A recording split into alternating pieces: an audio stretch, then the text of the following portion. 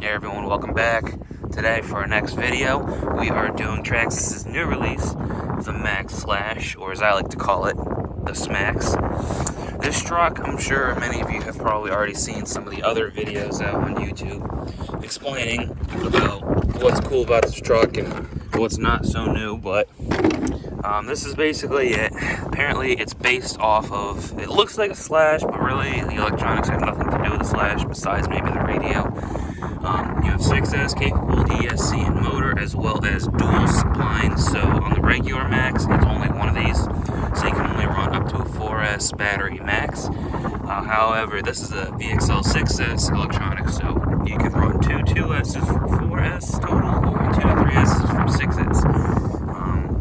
It's got the nice aluminum shocks on it. It's got a wheelie bar. I am running it for the very first run. I am running two Traxxas 3S 5000 milliamp 3S batteries. I already plugged them in, and a very important thing to keep in mind with Traxxas batteries and their connectors is these are very tight fit, so make sure you really force them in together so that they don't melt. Oftentimes, if you don't push the battery all the way into the ESC, you'll melt your connector, and these batteries are not cheap to replace. Cool thing about this is it has the clipless body already plugged in. It's actually a very good design. So what we can do is make sure you turn your radio on first. That green light should be on. And then take the body off.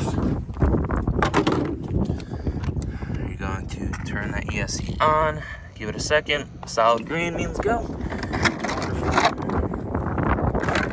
Pop the body back on. And you're ready to rock and roll. Let's see what it's all about.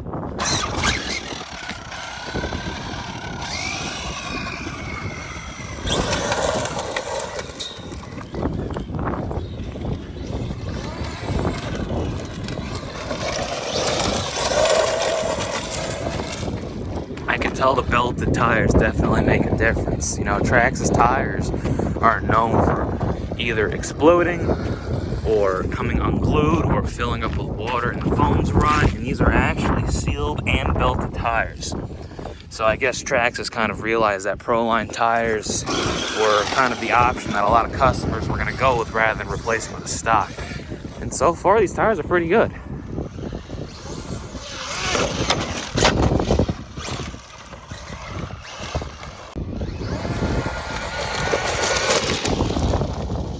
Bit of a high-speed pass on the full 6S power.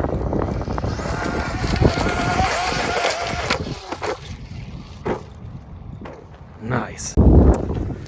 Another little side note, now that I'm halfway through my run and I kind of forgot to mention, is the shock travel on these is pretty good.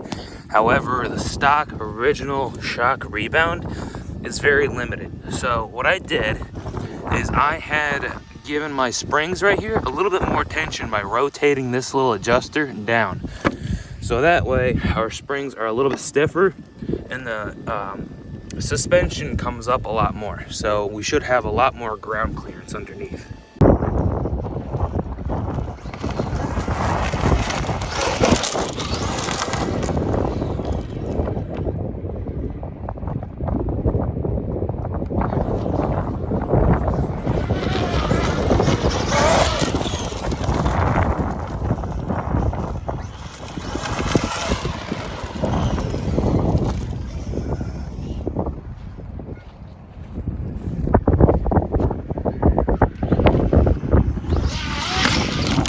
So it's not much of a basher, as I want to say it's just a normal race car, because this has a really narrow wheelbase for being a 6S monster truck. So I notice I find myself flipping over a lot going fast. And I don't want to call this just a basher, but it's honestly kind of more of a racer. At least on 6S, I find it that way. But after the the many crashes I've had, this is a very tough truck. However, I do think if you're just gonna bash it around the park or in your backyard or pretty much anywhere you can find the space to take this thing, I would recommend doing 4 cells.